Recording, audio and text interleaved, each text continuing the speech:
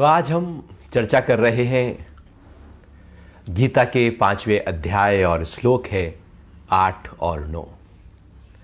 भगवान बड़ी महत्वपूर्ण बात कह रहे हैं और जीवन को कैसे जिया जाए उसकी बात कर रहे हैं, कैसे इंद्रियों का प्रयोग कर लिया जाए। तो भगवान कह रहे हैं अपने स्वरूप से जुड़ा हुआ तत्वज्ञानी। यह अध्याय 5 और श्लोक 8 और 9 एक साथ हैं। तो अपने स्वरूप से जुड़ा हुआ तत्वज्ञानी देखता हुआ, स्पर्श करता हुआ, खाता हुआ, घूमता हुआ, सोता हुआ, श्वास लेता हुआ, बोलता हुआ, त्यागता हुआ, ग्रहण करता हुआ, आंख खोलता और आंख बंद करता हुआ ऐसा मानता है कि इंद्रियां ही इंद्रियों के विषयों में बरत रहे हैं और मैं कुछ भी नहीं करता। सबसे पहले भगवान ने कहा कि अपने स्वरूप से जुड़ा हुआ जो तत्वज्ञानी है, जिसने एक तत्व को अनुभव कर लिया है, जो एक तत्व के साथ जुड़ा हुआ है। जब तक हम एक तत्व का अनुभव नहीं करेंगे तब तक अनेकता हमारे सामने दिखाई देती रहेगी, भेद रहेगा, द्वैत रहेगा। एक तत्व का मतलब है वो जो परब्रह्म है, वो जो परमात्मा है, जो मेरे भीतर भी है और बाहर भी है, वो एक ही है। उसी का ये सारा पसेरा है। पूरा ब्रह्मांड, पूरी सृष्टि, पूरी प्रकृति, प्रकृति के पांचों तत्व, सब कुछ उसी से ही आए हैं। तो जो तत्व ज्ञानी है वो आधार को देख लेता है, फाउंडेशन को देख लेता है। वो देख लेता है कि एक तत्व क्या है। एक से ये जो अनेक हुए हैं, द्वैत में हम अनेक देखते हैं, अद्वैत में हम एक देखते हैं। तो तत्व ज्ञान का मतलब है जो सबका आधार है, जिससे सब उपजा है, वो क्या है? वही मेरे भीतर है, वही मेरा स्वरूप है और वही बाहर है, वही पूरे ब्रह्मांड में फैला हुआ ब्रह्म है। तो जब देख लिया है एक, तो अब दो कुछ दिखाई नहीं देंगे। अब इंद्रियों से जो व्यवहार होगा, व्यापार होगा, उसमें भेद नहीं होगा, बल्कि केवल हम यह देखेंगे कि इंद्रियां अपने विषयों की तरफ जा रही है। मैं इंद्रियों से अलग हूं, मैं केवल उनको देखने वाला हूं कि आंख रूप देख रही है और मैं ऐसा हूं जो इस पूरी प्रक्रिया को देख रहा हूं कि आंख देख रही है। कान किसी शब्दों को सुन रहा है, लेकिन मैं ये देख रहा हूं कि ये शब्द कान के माध्यम से अंदर आ रहे हैं, मन तक पहुंच रहे हैं, बुद्धि तक पहुंच रहे हैं, लेकिन इस पूरी प्रक्रिया को मैं देखने वाला हूं। ये कान जो हैं, ये बाहर के शब्दों का एक माध्यम बने हुए हैं, लेकिन उससे मेरे ऊपर हलचल नहीं आती कि यदि कोई मुझे अपमान करे, गाली दे, अपशब्द करे, तो केवल मैं देखने वाला हूं, वो शब्द सुन रहा हूं, उसका असर मेरे ऊपर नहीं है। कोई बुरा दृश्य दिख रहा है तो उसका असर भी ऐसा नहीं कि मैं नाक मुंह सिकोड़ूंगा, ये तो बिल्कुल घिन है, ऐसा नहीं देखना चाहिए। वो जो दिख रहा है वो अच्छा है, विभत्स है, बुरा है, केवल इंद्रियां देख रही हैं। मैं उसको देख रहा हूं जो देख रही है, बल्कि मैं उससे नहीं जुड़ गया कि जो इंद्रियां देख रही हैं, सुन रही हैं, सूंघ रही हैं। मैं उसके पीछे रहकर इस सारी प्रक्रिया को देखने वाला हो गया हूं। यह एक ज्ञान की एक अनूठी अवस्था है। जब हम तत्व ज्ञान को पा लेते हैं, उस स्थिति में आ जाते हैं, तब इंद्रियां इंद्रियों में बरतती रहती हैं और हम केवल उसके दृष्टा मात्र रह जाते हैं। तो लोग बुद्ध के पास आते, उनको गाली देते, तो लोग गाली दे रहे हैं, कोई थूक के जा रहा है, लेकिन बुद्ध मुस्कुरा रहे हैं। आनंद ने पूछा कि आप कैसी कैसे व्यक्ति हैं, देखो वो आपको ऐसे बोल रहे हैं, कोई थूक रहा है और आप तो, कोई कांटे बिछा रहा है और आप तो है कि बिल्कुल कुछ हिल नहीं रहे हैं। तो बुद्ध कहते हैं कि ये जो सारी प्रक्रिया हो रही है, मैं इसको भी देख रहा हूं, कोई और है जो देख रहा है। अर्थात अब दो लोग हो गए, एक है देखने वाला जो दृष्टा है अंदर, और एक है जहां पर क्रिया हो रही है। मैं शरीर को भी देख रहा हूं, इंद्रियों को भी देख रहा हूं, इंद्रियों के व्यापार को भी देख रहा हूं, क्योंकि मैंने साक्षी किया है अपने आप को। जैसे हम शव आसन में लेट जाते हैं, कभी आपने शवासन किया होगा और कमेंट्री के साथ शवासन, जब चेतन निद्रा की जाती है तो वहां पर कोई बोल रहा है, एक योग शिक्षक बोल रहा है कि अपने ध्यान को अब माथे पर लाओ, आंखों पर लाओ, नाक पर लाओ, होठ पर लाओ, चेहरे को देखो, छाती को देखो, हाथ पैर को देखो, सबको देखो, फिर देखो सांसों को, देखो मन को। मतलब आप कोई और है और ये शरीर जो पड़ा है ये कोई और है। आप पूरी तरह से अपने आप को, शरीर अलग हो गया और आत्मा अलग है। आत्मा अलग जब हो जाती है, चूंकि वो अलग ही है, हम उसको इस तरह से मिला देते हैं। है अलग लेकिन लगने लगता है कि शायद एक है। कि जैसे पंखे की 3 पंखुड़ियां हैं और पंखा बंद है तो दिख रही है कि 3 पंखुड़ियां हैं, और पंखा यदि तेजी से चलना शुरू हो जाए और फुल स्पीड पे पंखा दौड़े तो लगेगा ही नहीं कि इसमें 3 पंखुड़ियां हैं। क्योंकि वो इतना मिक्स हो गया है, इतना तेजी से घूम रहा है कि लगता है कि बस पता नहीं कितनी पंखुड़ियां हो सकती हैं। वो भेद नहीं दिखाई देगा। ऐसे ही आत्मा अलग और ये शरीर, ये इंद्रियां, ये मन, ये बुद्धि, ये इच्छा, ये वासना, ये इंद्रियों के विषय, ये सब अलग है। ये इंद्रियां इंद्रियों में बरत रही हैं, आंख देखने का काम कर रही है, आंख सूंघेगी नहीं, आंख सुनेगी नहीं, बस वो देखेगी। कान देखेगा नहीं, बस केवल वो सुनेगा, वो सूंघेगा भी नहीं। नाक सुनेगी नहीं, वो केवल सूंघेगी, बोलेगी भी नहीं। हर इंद्रिय अपना अपना काम कर रही है और मैं दूर होकर इनके काम को देखने वाला हो गया हूं। तो यदि मैंने इनके कामों को देखने वाला में हो गया तो फिर ये जो देख रही है उस पर मेरा कोई असर ही नहीं होगा। अच्छा देखा, बुरा देखा, काला देखा, गोरा देखा, अपना देखा, पराया देखा, अपने लोगों के शब्दों को सुना, पराये के शब्दों को सुना, मान को सुना, अपमान को सुना। अब सब ये तो सब इंद्रियों के स्तर पर हो रहा है। जो कुछ बाहर का जगत है बहुत स्थूल स्तर पर सब चीजें घट रही हैं और मेरा जीवन कहीं बहुत सूक्ष्म स्तर पर बह रहा है। तो तत्व ज्ञान का मतलब है अपने स्वरूप से जुड़ जाने का यही अर्थ है कि वो जो मैं हूं चेतना, जब मैं उस भाव में आ जाता हूं तो दिखने लगता है कि इंद्रियां अपना काम कर रही है। जैसे आप मालिक हो और बैठे हो और आपको दिख रहा है कि बहुत सारे वर्कर काम कर रहे हैं, आप बस बैठकर देख रहे हो उनको।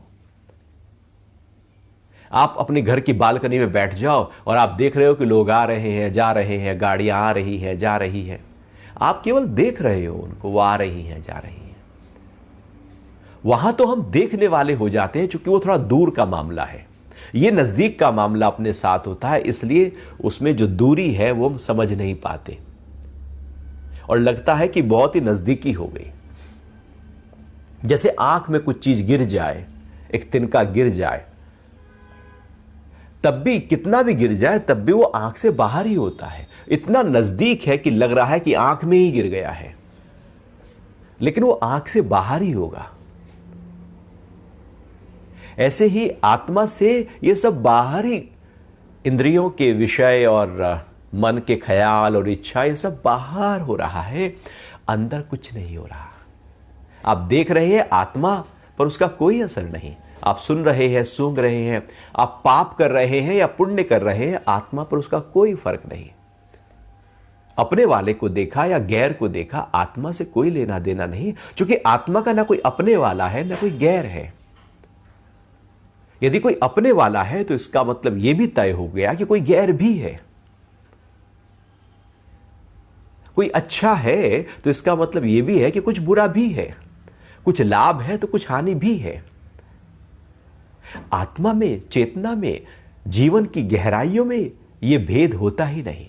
वो तो फकत एक जैसा बह रहा है, उसके एक जैसा बहने को अनुभव करना है।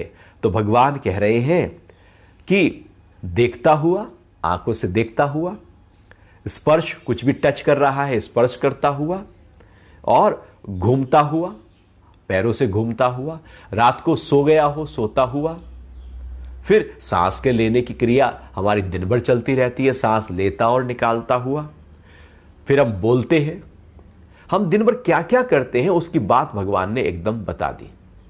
या तो हम देख रहे होंगे, या कुछ टच कर रहे होंगे, ठंडी गर्मी का एहसास हो रहा होगा, या कुछ खा रहे होंगे, या कहीं घूम रहे होंगे, या सो रहे होंगे, या फिर सांस तो चल ही रहा है, या फिर बोल रहे होंगे, या कुछ त्याग रहे होंगे, कुछ ऐसे, या कुछ ग्रहण कर रहे होंगे, कुछ ले रहे होंगे या कुछ दे रहे होंगे, या आंखों के खोलने और बंद करने की प्रक्रिया लगातार चली रही है। अर्थात दिन भर जो भी कुछ, रात भर जो भी कुछ हो रहा है, इंद्रियों में बरत रही है, मैं कुछ नहीं करता। जब ये हो जाए मैं कुछ नहीं करता, अर्थात कर्ता भाव है ही नहीं, अकर्ता भाव पक्का हो गया है।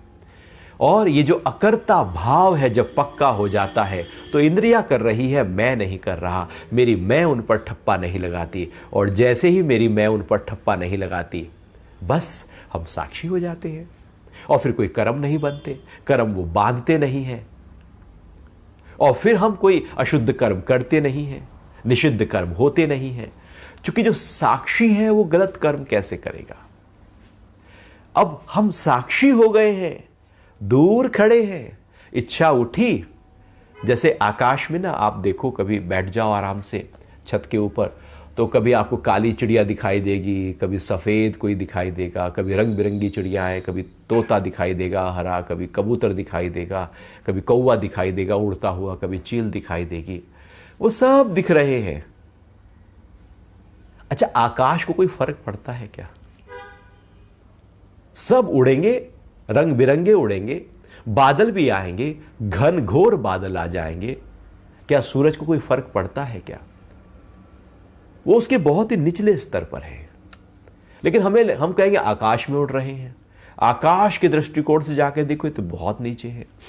ऐसे ही हम कहते हैं कि मैं देख रहा हूं, लेकिन अपनी मैं के दृष्टिकोण से, आत्म भाव से जाकर देखो तो बहुत नीचे के काम हो रहे हैं।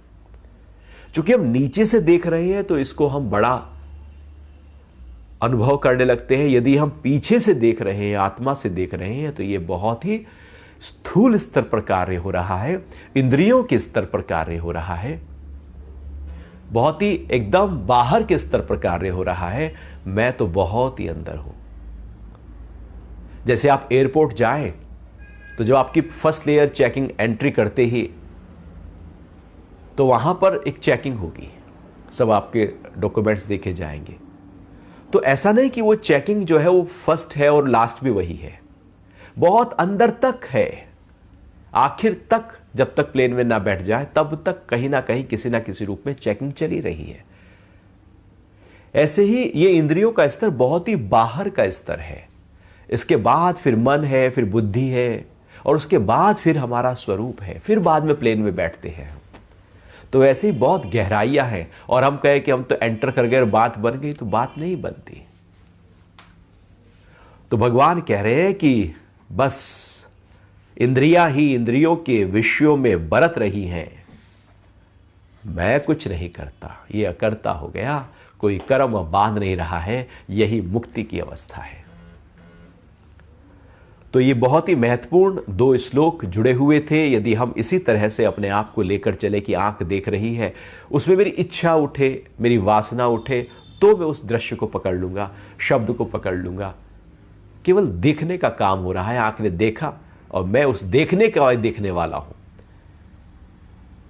मतलब एक जैसे एक जूनियर है, वो काम कर रहा है, उसको मैनेजर देख रहा है, और मैनेजर को फिर सीनियर मैनेजर देख रहा है, सीनियर मैनेजर को भी एक ऊपर देख रहा है। ऐसे ही कोई ना कोई उसके ऊपर है। तो इंद्रियों के भी एक ऊपर मन देख रहा है, मन के ऊपर बुद्धि देख रही है, और बुद्धि के ऊपर जब आत्मा देख रही है तो वो केवल देख रही है। बाकी नीचे सब काम हो रहा है, हम बंद नहीं रहे हैं।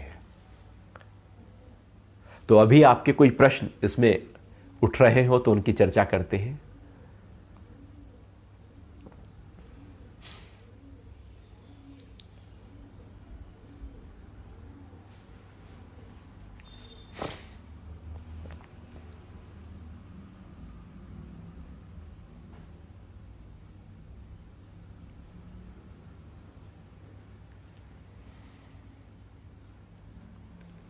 मन को जीतना और मन को हारने का मतलब यह है कि मन में रहती हुई ऊर्जा जब ऊर्ध्व गति पर है, ऊपर के स्तर पर बह रही है, तो वही जीत है, और जो वो निचले स्तर पर बह रही है तो वही हार है। या यूं कहें कि उत्साह ही जीत है और दुख और डिप्रेशन ही हार है। तो मन का निचला स्तर जैसे ही आएगा तो समझो कि हम हार रहे हैं। और सबसे पहले हार अंदर होती है, बाहर तो बाद में होती है, क्योंकि अंदर के कारण से ही बाहर प्रकट होता है। हमने पहले ही डिसाइड कर लिया कि हम हार गए हैं तो हार ही गए हैं, और पहले से निश्चय किया हुआ है कि जीत गए हैं। यदि हार भी गए तो फिर जीत जाएंगे, क्योंकि जीत अंदर पड़ी है।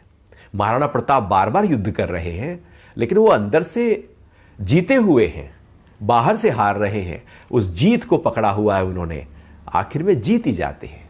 एडिसन बिजली का आविष्कार कर रहे हैं, कई बार उन्होंने आविष्कार किया, फेल होता चला गया। अंदर से उनको पक्का होता गया कि मैं जीत जाऊंगा, एक दिन तो आविष्कार हो ही जाएगा। वो जीत ही हमें उस जीत तक पहुंचा देगी। यदि अंदर से हार गए तो बस सामने जीत होते हुए भी हम हार जाएंगे, क्योंकि हमारी अंदर का भाव ही नेचर पकड़ लेती है, प्रकृति पकड़ लेती है, कायनात पकड़ लेती है, और उसी हिसाब से फिर वो आगे प्रकट करना शुरू कर देती है। तो अंदर जीत जाओ, और जीतने का मतलब है मन को जीत नहीं सकते, मन के साक्षी होना ही मन की जीत है। केवल मन को देखो कि क्या उसमें हो रहा है, आपने मन को कंट्रोल कर लिया, या यूं कहें आप मन के मालिक हो गए। और मन में जो आया हमने वो किया, तो हम मन के गुलाम हो गए, तो हम हार गए। साक्षी होते ही जीत गए। तो दो पक्ष है, जगत में उत्साह बनाए रखो और अध्यात्म के नजरिए से उसके साक्षी बने रहो। जी जी।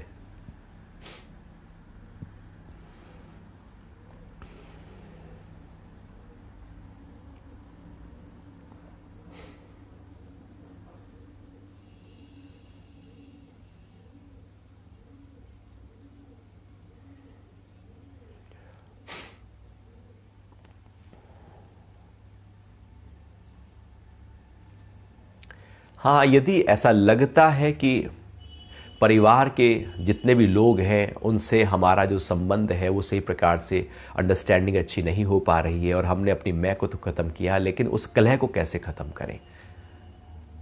हमें लगता है कि मैंने मैं को ख़त्म किया है, लेकिन मैं ख़त्म होती ही नहीं है।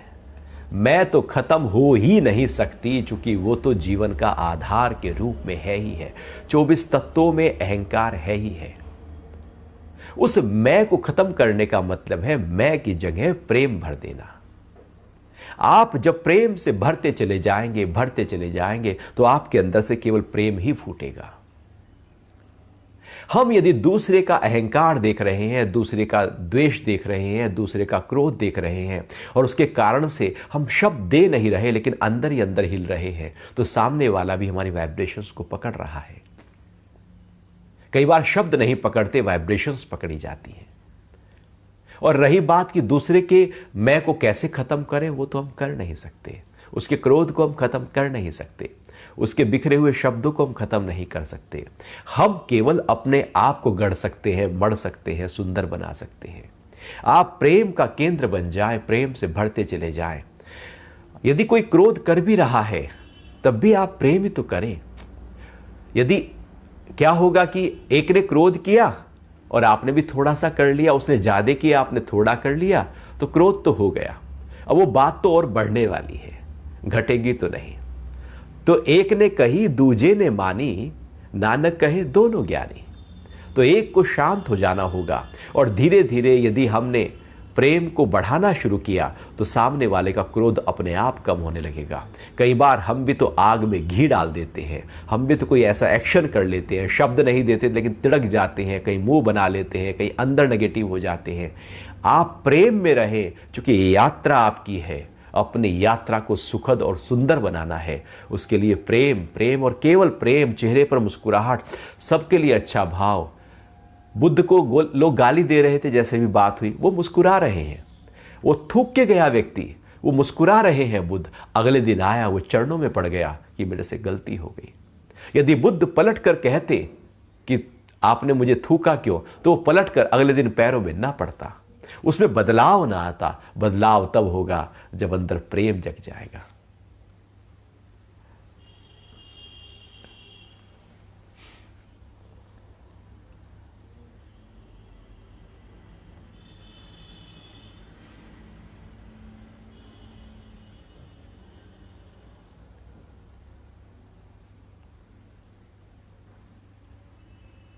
मैं का भाव हमेशा जगा रहे, साधना में भी जगा रहता है। कोई बात नहीं, जगा रहने दो। उस मैं को थोड़ा बड़ा करना शुरू करो। अभी छोटी मैं है, उस मैं को थोड़ा बड़ा करो। अपने इस मैं से, अपने नाम से, अपने पद से, अपने से निकालो और थोड़ा आसपास को, वो भी मेरा ही पसेरा है। फिर थोड़ा और बढ़ाओ, उसको इतना बड़ा कर दो, इतना बड़ा कर दो, मैं ही तो हूं, ये भाव ले आओ। इसमें मैं ही तो पसर गया हूं, फैल गया हूं, मेरे से अतिरिक्त कुछ है ही नहीं। अपनी मैं को जब हम छोटा करते जाते हैं, छोटा करते जाते हैं, तो वो मैं दुखी करती है, और वही मैं बड़ा करते जाओ, बड़ा करते जाओ। जैसे एक छोटी शीशी में जहर हो और व्यक्ति उसको पी ले तो मर जाएगा, और उस जहर को समुद्र में डाल दो और फिर थोड़ा सा पानी वहां से पियो, तो क्या मर जाएगा? वो जहर तब तक जहर है जब तक वो एक जगह इकट्ठा है, और जैसे ही वो विशाल पानी में मिल गया, अब वो जहर रहा ही नहीं। मेरी मैं तब तक परेशान करती है जब वो केवल मेरे से जुड़ी हुई है, और जब वो ऐसे हम फैला दें कि जिसको भी देख रहा हूं वहां मेरा ही रूप है, सब जगह एक फैलाव। जैसे भगवान ने अपना विश्व रूप दर्शन दिखाया, मैं का विस्तार इतना कर दिया। अपनी मैं को ऐसे ही बढ़ाओ और अंदर थोड़ा प्रेम को जगाओ। जो बात अभी हम कर रहे थे, ये प्रेम ही है जो मैं की बहती हुई ऊर्जा को पूरी तरह से चैनलाइज कर सकती है, और ये मैं ही है जो प्रेम को खा जाती है। अपनी मैं को थोड़ा छोटा करके प्रेम को बड़ा करते जाओ, और नहीं तो मैं ही तो हूं, ये भाव रखते जाओ।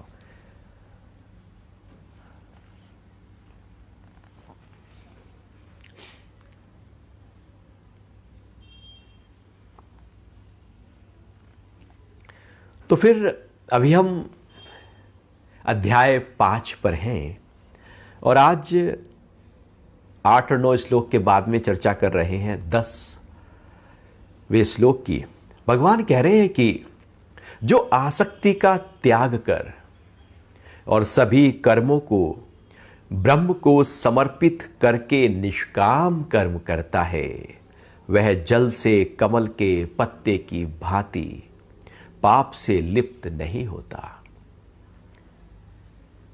हम सब चाहते हैं कि कोई पाप मेरे अंदर ना आए, मैं पाप से बच जाऊं, और इसके लिए हम सारे पुण्य के काम हम जो करते हैं वो पाप से बचने के लिए करते हैं। और यदि पाप कर लिया तो कुछ पुण्य का काम जरूर करने लगते हैं कि शायद वो पाप धुल जाए मेरा, और कहते हैं कि चलो हम तो गंगा स्नान कराते हैं, पाप धुल गए, हमने तो यज्ञ कर लिया, पाप धुल गए। मतलब पाप तो पहले अंदर पड़ा है, और उस पाप को ध्यान में रखते हुए अब हम पुण्य कर रहे होते हैं। बिना पाप के आधार पर यहां पुण्य होता ही नहीं।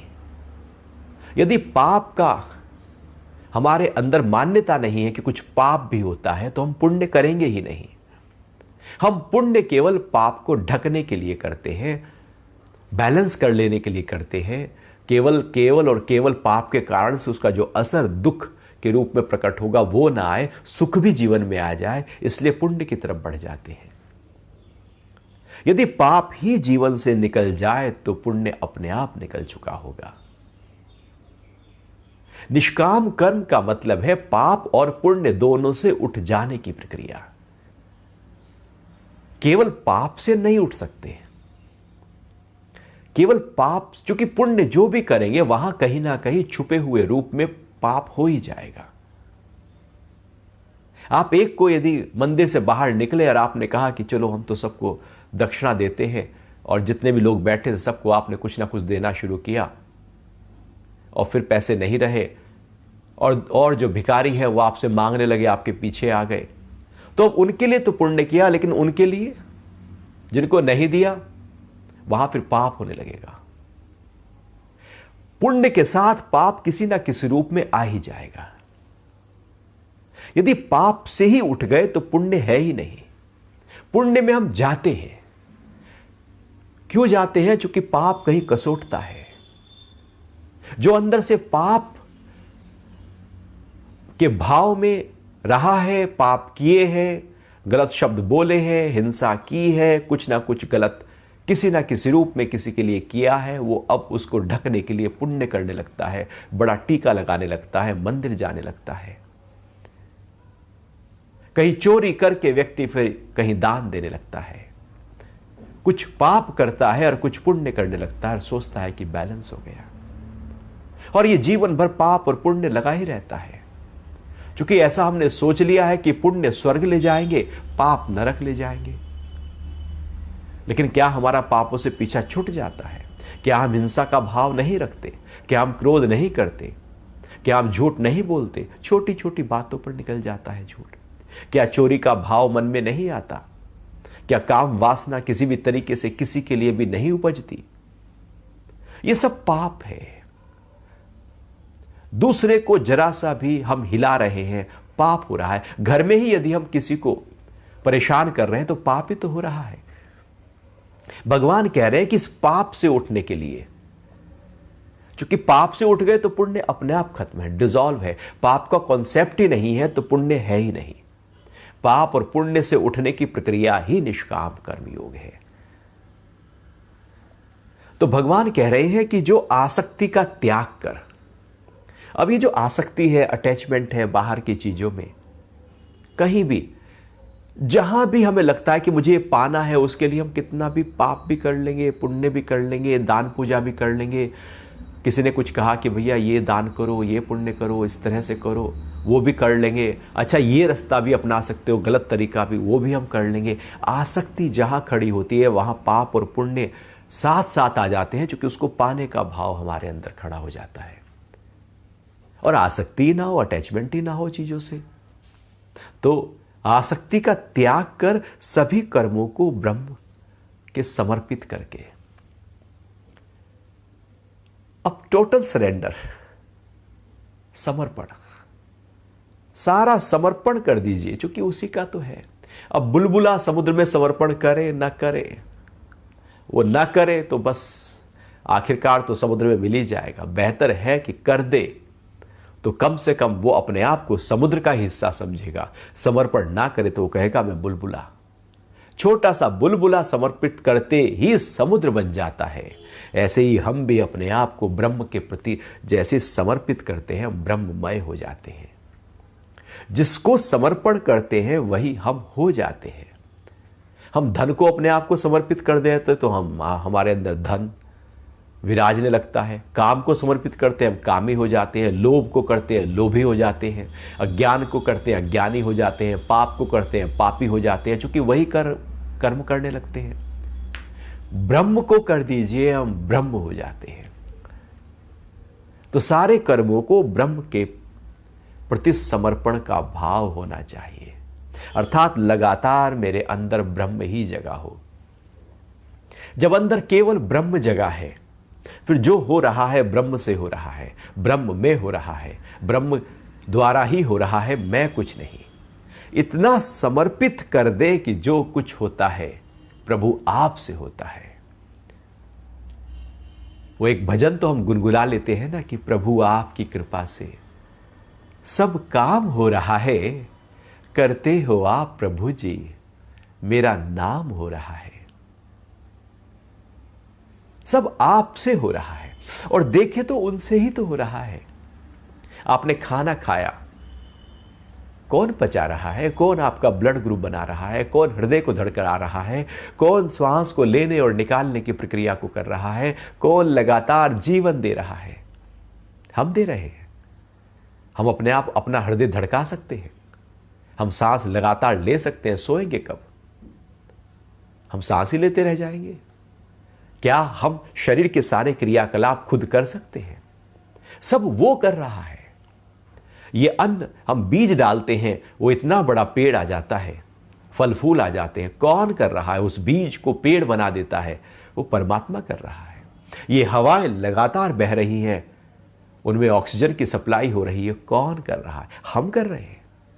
हम कर क्या रहे हैं? ना बाहर कुछ हमसे हो रहा है, ना शरीर के अंदर हमसे कुछ हो रहा है। नींद ना आए तो आप सो कर दिखाओ, कोशिश करते रहो, गोलियों पे गोलियां खाते जाओ, नींद नहीं आएगी। लेकिन नींद की शक्ति देवी अंदर से जाग जाए तो एकदम नींद आ जाएगी। हम थोड़ी कुछ करते हैं। यदि हम उठ सकते हैं सोकर, तो व्यक्ति कोई मरे ही ना, वो मरा फिर उठ सकता है। हमारे से होता क्या है? हम कुछ गलत फहमी में जीवन जी जाते हैं कि मेरे से बहुत कुछ होता है, मैं ही सब कुछ करता हूं। ये शरीर सब कुछ परमात्मा से चल रहा है, प्रकृति परमात्मा से चल रही है। हम जो भोजन करते हैं सब कुछ यहां पर उस परमात्मा के द्वारा हो रहा है। बस यही पक्का कर लो कि उसी से ही हो रहा है और मेरे सारे कर्म उसी को ही समर्पित है। तो फिर क्या होगा? भगवान कह रहे हैं कि ब्रह्म को समर्पित करके निष्काम कर्म करता है, वह जल से कमल के पत्ते की भांति पाप से लिप्त नहीं होता। एक उदाहरण फिर दे रहे हैं भगवान। भगवान ने बहुत जगह पर छोटे छोटे उदाहरण दिए जिससे अर्जुन समझ जाए कि जैसे कमल, आपने कभी देखा होगा, कीचड़ हो, तालाब हो, वहां पर कमल बहुत अच्छे से निकलते हैं। फिर उसमें कमल का फूल होता है, उसके पत्ते होते हैं, वाह क्या रौनक होती है वहां पर। लेकिन वो जो कीचड़ है नीचे, उस कीचड़ का असर कमल पे नहीं होता। ऐसा नहीं कि कीचड़ कमल पर लिसा हुआ है और बिल्कुल कमल जो है वो गंदा दिख रहा है, ऐसा बिल्कुल भी नहीं होता। कीचड़ में है लेकिन कमल खिल रहा है। कीचड़ का असर कमल पे है ही नहीं। तो कीचड़ पाप समझो और कमल आप अपने आप को समझो। तो पाप इसी तरह से हमें लिप्त नहीं करेंगे जैसे कीचड़ कमल पर नहीं आ सकता। आप जगत में हैं, संसार में हैं, सारे काम कर रहे हैं, सारा व्यवहार कर रहे हैं, सब कुछ आपसे हो रहा है। यदि आप निष्काम में लगे हुए हैं तो बाहर का पाप आ नहीं सकता।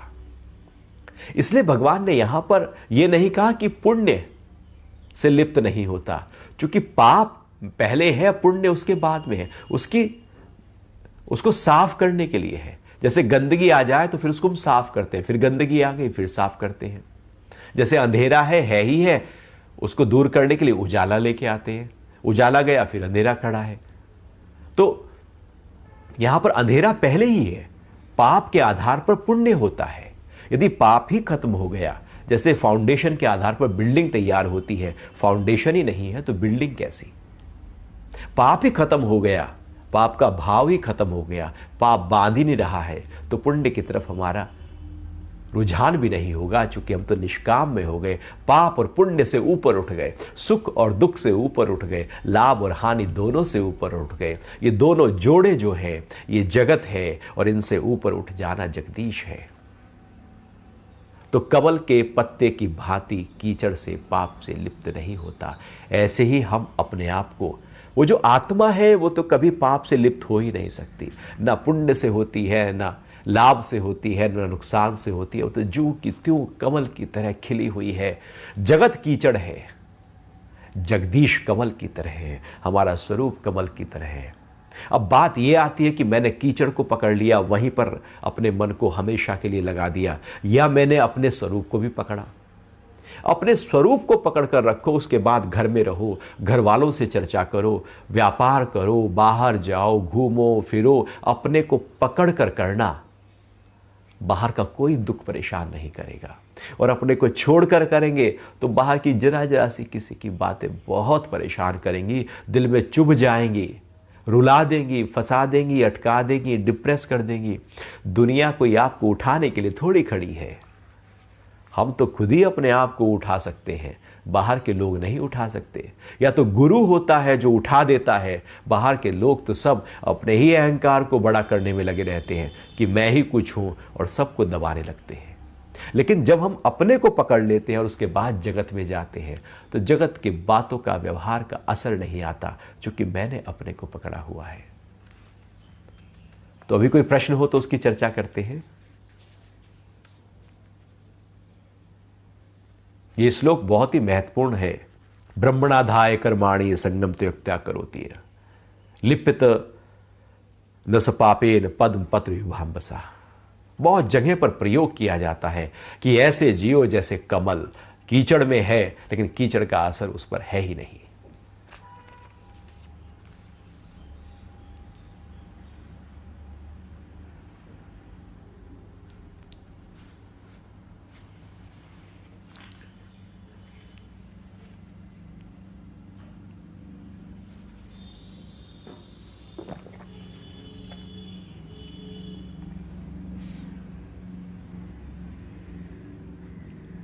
शरीर से अलग हम अपने आप को कैसे अनुभव करें? असलियत में शरीर हम है ही नहीं। हमें ऐसा लगता है कि हम शरीर हैं, लेकिन हम ही तो कहते हैं मेरा शरीर। जैसे मेरी कार, मेरा घर, तो मैं अपने आप को बोलचाल में ही इस शरीर से अलग कहता हूं। जब हम दिन भर कुछ कर रहे होते हैं तो अंदर कोई ऐसा है जो कुछ नहीं कर रहा होता। हम खा रहे होते हैं, शरीर खा रहा होता है, कोई ऐसा है जो नहीं खा रहा होता। हम दुखी हो रहे हैं, कोई ऐसा है जो दुखी नहीं हो रहा। हम सो रहे हैं, कोई ऐसा है जो जगा है, वही तो हमें जगा देता है। यदि अंदर वाला भी सोया रह जाए तो हम भी सोए रह जाए। कोई जागा है जो हमें जगा देता है। लेकिन हम अपने शरीर से इतना चिपके हुए हैं, इतना चिपके हुए हैं कि हम देख नहीं पाते कि शरीर के पीछे भी कोई है। वो जो शरीर के पीछे है वही मैं हूं। जैसे किसी का हाथ कट जाए तो क्या वो नहीं रहता? क्या उसे अपने अंदर लगता है कि वो अपूर्ण है? किसी के दोनों हाथ कट जाए, दोनों पैर कट जाए, तब भी वो अपने अंदर वही पूर्णता को अनुभव करेगा।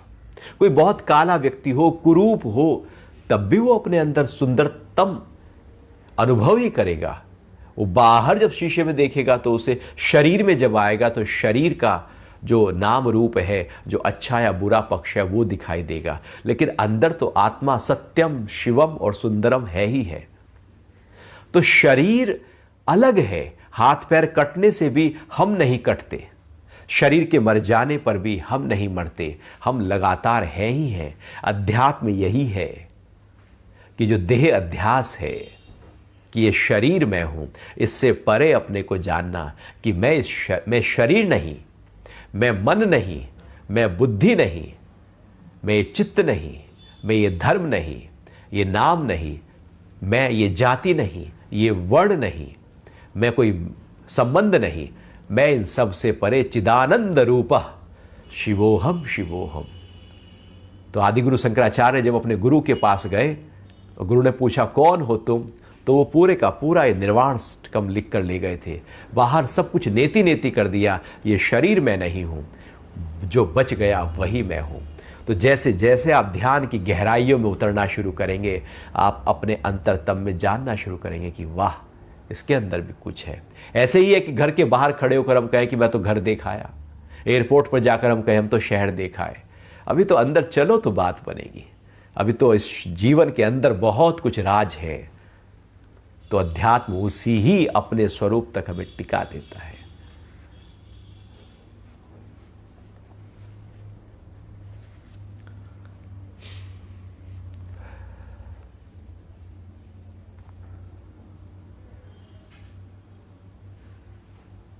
ये हमारा अहंकार हमसे करा रहा है, हमारी इच्छा करा रही है, हमारी वासना करा रही है, हमारे विकार करा रहे हैं।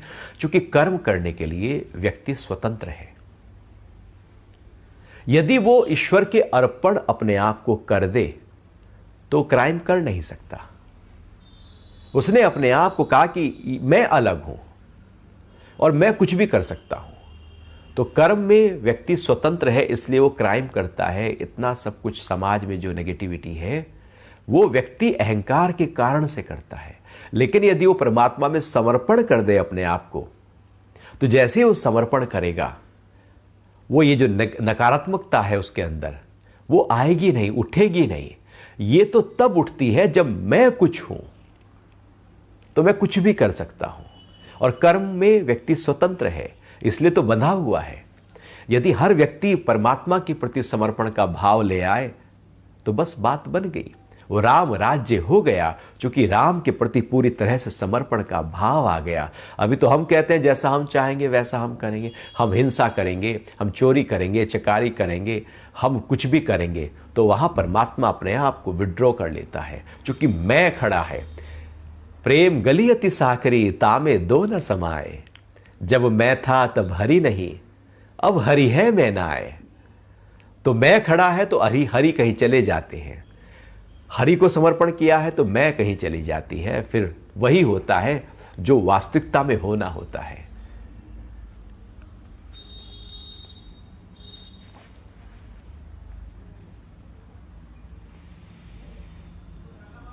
आत्मा को तो कोई खत्म कर ही नहीं सका। हजारों सालों से जो का त्यों वो आत्म तत्व खड़ा है। भला आकाश को कोई काट पाया है? आप चाकू ले आओ, छुरे ले आओ, एटम बम ले आओ, सारे विश्व भर के जितने भी हथियार हैं सब इकट्ठा करो और आकाश को काटने की कोशिश करो, आकाश का कुछ नहीं बिगड़ेगा, आत्मा का कुछ नहीं बिगड़ता। जो कमल है वो आत्म तत्व है। कलयुग क्या बिगाड़ेगा? ये सब बाहर है। आत्मा निष्कपट, निश्छल, बिल्कुल सत्यम शिवम सुंदरम के भाव में है ही है। कलयुग आएगा चला जाएगा, आत्मा खड़ी रहेगी। सतयुग आएगा चला जाएगा, आत्मा खड़ी रहेगी। हिंसक से हिंसक व्यक्ति भी अहिंसक हो जाता है, क्योंकि आत्मा उसके अंदर उसी अहिंसक भाव में है, वो है ही है। हम उस भाव को जब पकड़ते हैं तो जो कमल है, उसकी जो कोमलता है, उसका एहसास लगातार होने लगता है। लेकिन उसको छोड़ देते हैं तो हमें लगता है कि ये तो कलयुग है, इसमें तो सब हिंसा और चोरी चकारी यही सब होगा। हम बाहर के स्तर पर, ये युग बाहर के स्तर की स्थिति है। अंदर तो आत्मा जो कि त्यों हमेशा है ही है।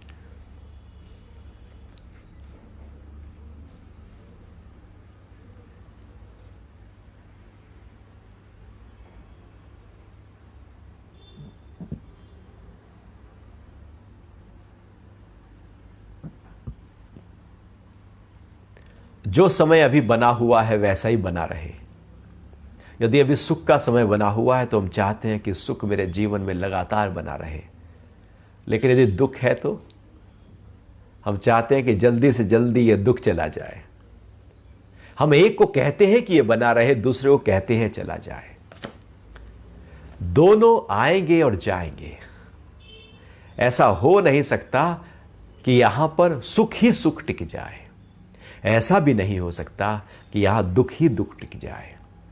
जब नहीं रहे हैं वो दिन, तो जब सुख के दिन नहीं रहे तो नहीं रहेंगे ये दिन भी, दुख के दिन भी नहीं रहेंगे। जब हास अमर हो ही ना सका, जब हंसी किसी की अमर नहीं है, तो टिक ना सकेगा क्रंदन भी, तो ये रोना भी हमेशा नहीं टिक पाएगा। यहां सब आने जाने वाला है। जब हम जगत के साथ जुड़े होते हैं, प्रकृति के साथ जुड़े होते हैं, तो प्रकृति परिवर्तनशील है, इसको समझना होगा। आज मान हो रहा है, कल अपमान होने लगेगा। आज लाभ हो रहा है, कल हानि होने लगेगी। आज स्वस्थ है, कल बीमार हो जाएंगे। आज है, कल नहीं भी रहेंगे। यहां सब बदल रहा है। यदि आप कुछ पकड़ना चाहते हो तो उसको पकड़ो जो नहीं बदल रहा। वो है हमारा ही अपना स्वरूप, जो लगातार अनादिकाल से जू का त्यों खड़ा है।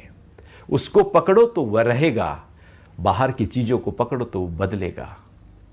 हम कोई भी चीज खरीद के लाते हैं, उसका टूटना पहले ही खरीद लेते हैं। खरीदने के साथ टूटना भी खरीद लेते हैं। जन्म के साथ मौत भी तय हो चुकी होती है। जो जन्मा है वो मर ही जाएगा। तो इसलिए बाहर की चीजों को पकड़ने पर ऊर्जा न लगाओ, समय न लगाओ, ध्यान न लगाओ, वो बदल जाएंगे। यहां सब बदल जाता है। उसको पकड़ो जो नहीं बदलेगा, और उसको पकड़ना ही अध्यात्म है।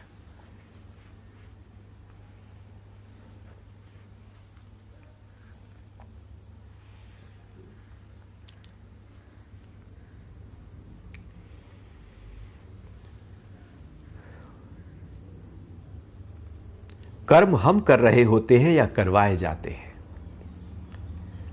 जैसे टेप रिकॉर्डर है, वो गाना बजा रहा होता है, उससे गाना बजवाया जा रहा होता है। ट्यूबलाइट है, वो रोशनी दे रही होती है, उससे रोशनी निकाली जा रही होती है। पंखा हवा दे रहा होता है या पंखे से हवा निकलवाई जा रही होती है। पंखा कहे मैं हवा दे सकता हूं, मैं हवा देता हूं, और लाइट चली जाए। पंखा कोशिश कर ले, वो कर नहीं सकता। रेडियो कहे मैं गाना सुना सकता हूं, लाइट ना हो तो वो सुना नहीं सकता। जो पीछे वाली शक्ति है वो सब करवा रही है। तो हमें लगता है कि हम कर रहे हैं। व्यक्ति को पैरालाइज हो जाए, वो हाथ नहीं उठा सकता, वो चल नहीं सकता। फेशियल पैरालाइज हो जाए, वो बोल नहीं सकता। वो क्या कर सकता है?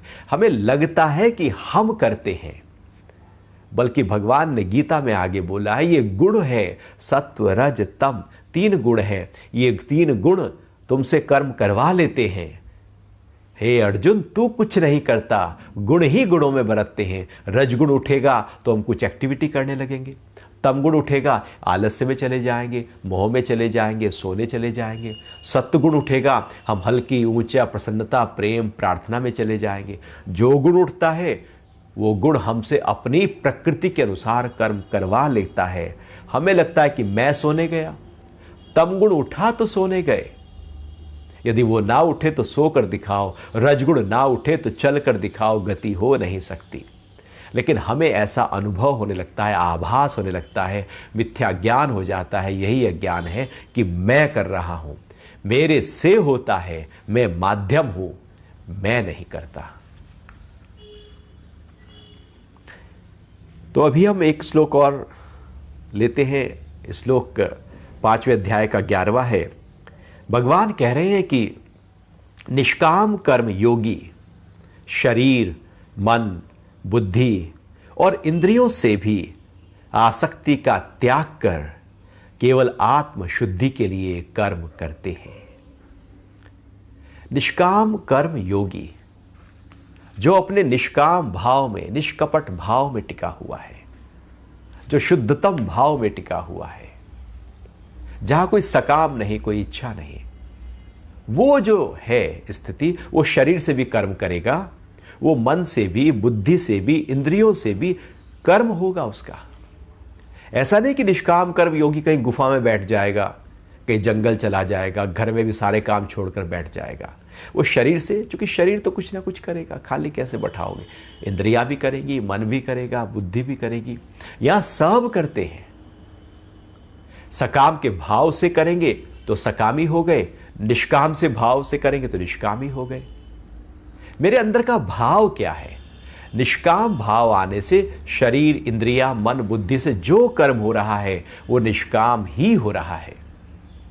तो भगवान कह रहे हैं कि आसक्ति का त्याग कर केवल आत्मशुद्धि के लिए ही कर्म करते हैं।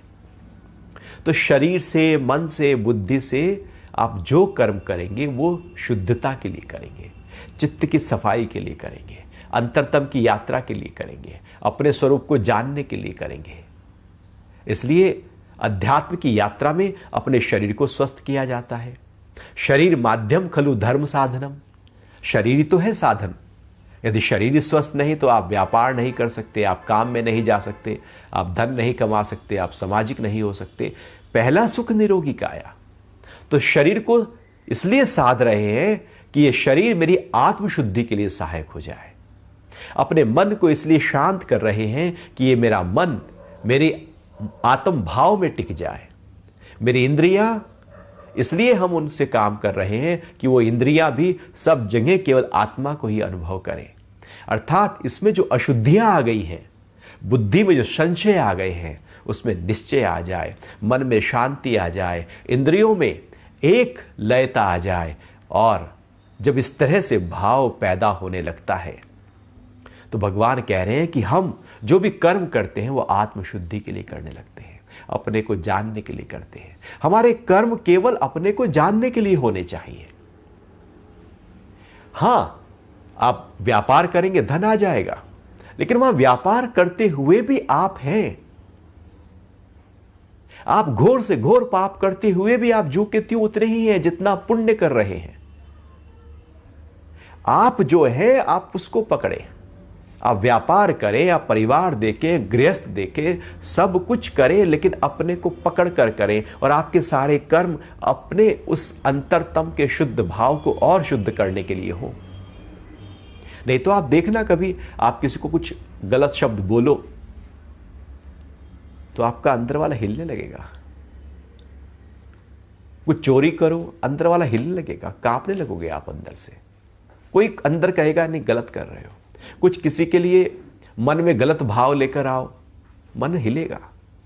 अंदर वाला शुद्धि चाहता है, हम अशुद्धि में लेकर जाते हैं, इसलिए एक कंपन पैदा होती है, एक हलचल पैदा होती है, और वो कंपन, वो हलचल ही मन के विरोग के रूप में, विकार के रूप में प्रकट हो जाती है। क्योंकि हमने आत्मा की शुद्धि के लिए, अपने अंतरतम की शुद्धि के लिए काम ना करके अशुद्धि के लिए काम करने शुरू कर दिए। हमने चोरी की, चाहे वो स्थूल हो या सूक्ष्म हो, मन से हो। हमने झूठ बोला,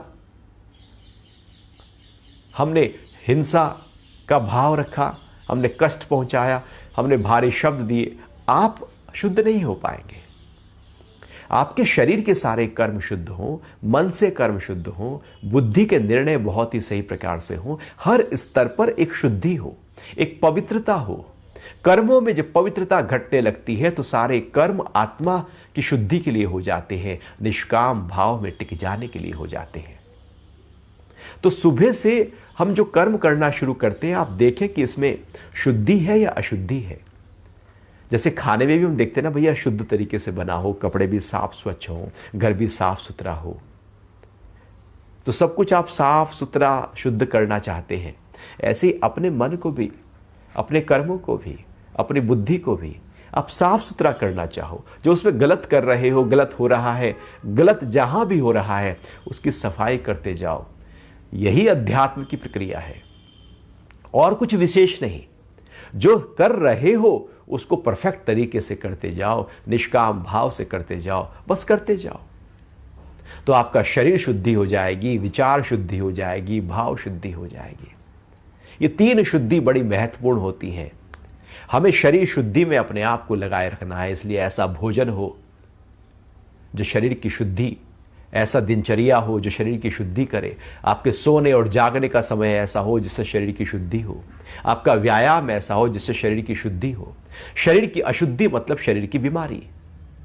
तो शरीर को शुद्ध करते हुए कर्म करो तो आप आत्म भाव तक टिकने लगोगे। इसलिए कहते जैसा खाए अन्न वैसा हो जाए मन।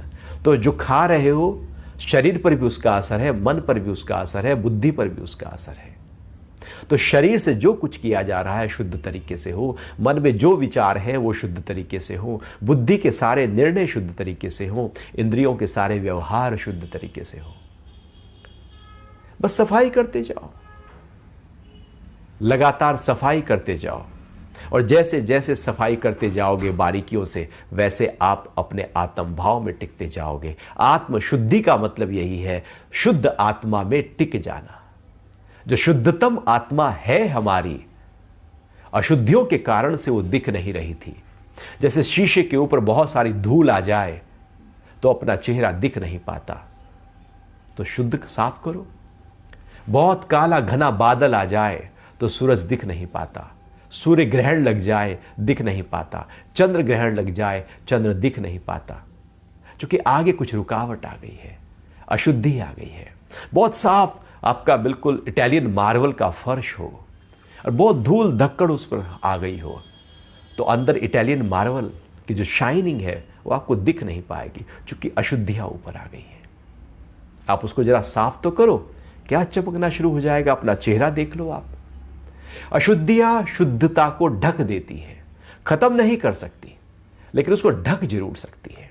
सूरज को ढका जरूर जा सकता है, उसका नाश नहीं किया जा सकता। तो ऐसे ही जो अशुद्धियां हैं, जो शरीर, मन, इंद्रियें और बुद्धि के द्वारा हम कर लेते हैं, यदि आप उन अशुद्धियों को ठीक कर लो तो शुद्ध आत्मा को अनुभव कर सकते हैं। तो भगवान कह रहे हैं कि सारे कर्म करो, अनासक्त होकर करो। आसक्ति ही अशुद्धि है, अनासक्त ही शुद्धि है। आसक्ति ही अपवित्रता है, आसक्ति ही मलिनता है, आसक्ति ही पाप है, अनासक्ति ही निर्मलता है, स्वच्छता है। तो जैसे जैसे अनासक्त होते जाएंगे, आसक्ति रहित होते जाएंगे, आप पाएंगे वैसे वैसे आपका सारे कर्म शुद्ध हो गए, विचार शुद्ध हो गए, भाव शुद्ध हो गए, और आप पाएंगे कि शुद्धतम आत्मा का अनुभव हो रहा है। तो इस तरह से 11वां श्लोक बड़ा महत्वपूर्ण, चूंकि भगवान ने इन सब श्लोकों को हम छोटे छोटे रूप में अपने जीवन में जरूर लगा सकते हैं। जैसे यही श्लोक है, बस सारे काम शुद्ध करो। आप ऐसे बोलो कि किसी को कष्ट ना पहुंचे, ऐसी वाणी बोलिए मन का आपा खोए, औरन को शीतल करे आपो ही शीतल होए। ऐसे देखो बिल्कुल प्रेम से। सारे कर्म आप जब ऊंचे भाव से करोगे तो अशुद्धियां अपने आप खत्म हो गई। लेकिन हम उनको और बढ़ा लेते हैं और बढ़ा लेते हैं, इसलिए हम अपनी आत्मा का अनुभव नहीं कर पाते। मैं जो शरीर से अलग हूं उसको जान नहीं पाते, क्योंकि अब हम चिपक गए हैं। ऐसे ही चिपक जाते हैं जैसे नारियल के ऊपर जो उसकी जो नारियल का जो खोल है वो चिपका हुआ होता है, लेकिन अलग है, लेकिन चिपका है, पूरा चिपका है। उसको विधिवत तरीके से हम नारियल को छिलके से अलग करते हैं, लेकिन वो इतना चिपका है कि लगता है कि एक ही है। अलग है लेकिन दिखता एक है। ऐसे ही आत्मा अलग है, दिखती है, क्योंकि इतनी चिपकी गई है, आसक्ति इतनी पक्की है, इच्छा इतनी पक्की है, वासना इतनी पक्की है कि वो अलग दिखती नहीं है, अलग। तो भगवान कह रहे अनासक्त होते ही, आसक्ति का त्याग करते ही अलग अलग हो जाएंगे। और जैसे ही अलग हो जाएंगे उसके बाद जो जैसे नारियल अंदर से शुद्धतम एकदम श्वेत है, शुद्ध है, ऐसे ही आत्मा भी वही शुद्धतम अनुभव शुरू हो जाएगी। तो इस तरह से आज हमने 8, 9, 10 और 11 श्लोक की चर्चा की।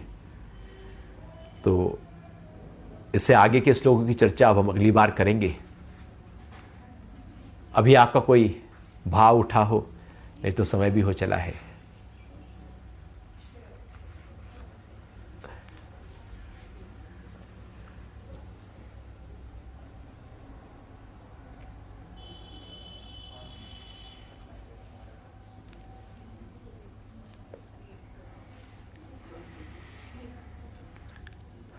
झूठ बोलना यदि आदत में शुमार हो जाए तो आप सुबह से लेकर रात तक जो जो बोल रहे हो उसको पहले बुद्धि से तोलना शुरू कर दो। जहां झूठ नहीं बोल रहे हो, जहां बिल्कुल ठीक बोल रहे हो, उसको और ठीक बोलना शुरू करो, उसको और शुद्ध करना शुरू करो। जो भी मुंह से, जुबान से शब्द निकले, इसलिए कहते हैं तोल मोल के बोल, उसको पहले बुद्धि में परख लेना, तोल लेना, अच्छी तरह से तोल लेना कि मैं क्या बोल रहा हूं। आप वो बोलना जो बहुत ही आवश्यक है, जरूरी है, महत्वपूर्ण है। जब हम ज्यादा बोलते हैं तो ज्यादा बोलने के लिए झूठ मिलाना पड़ता है। यदि कम बोल रहे हैं तो झूठ कम हो जाएगा। जितनी आवश्यकता है उतने शब्दों को बोलना शुरू करें, अनावश्यक शब्दों को गिराते जाओ, झूठ अपने आप कम होता जाएगा। और जब बोलें तो पूरी तरह से अवेयर हो जाएं, साक्षी हो जाएं कि क्या बोल रहा हूं। जिस पल बोल रहे हैं उस पल भी आप देखें, अपने शब्दों को देखें, आप पाएंगे अनावश्यक शब्द आपके गिरते जा रहे हैं। झूठ बोलने की प्रवृत्ति आदतन होती है। एक होता है जानबूझकर झूठ बोलना, एक है आदतन झूठ बोलना। जो जानबूझकर झूठ बोला जा रहा है उससे तो बचा जा सकता है, लेकिन जो आदत में पक गया है उससे बचना बड़ा मुश्किल है, क्योंकि वो आदत का हिस्सा हो गया है। हमें पता ही नहीं लगेगा कि हम झूठ बोल रहे हैं। इसलिए अपने शब्दों के साक्षी होना पड़ेगा। और जब आप बोलें तो साक्षी होकर बोलें। आप देखेंगे धीरे धीरे आपके झूठ गिरते जा रहे हैं। हरि ओम।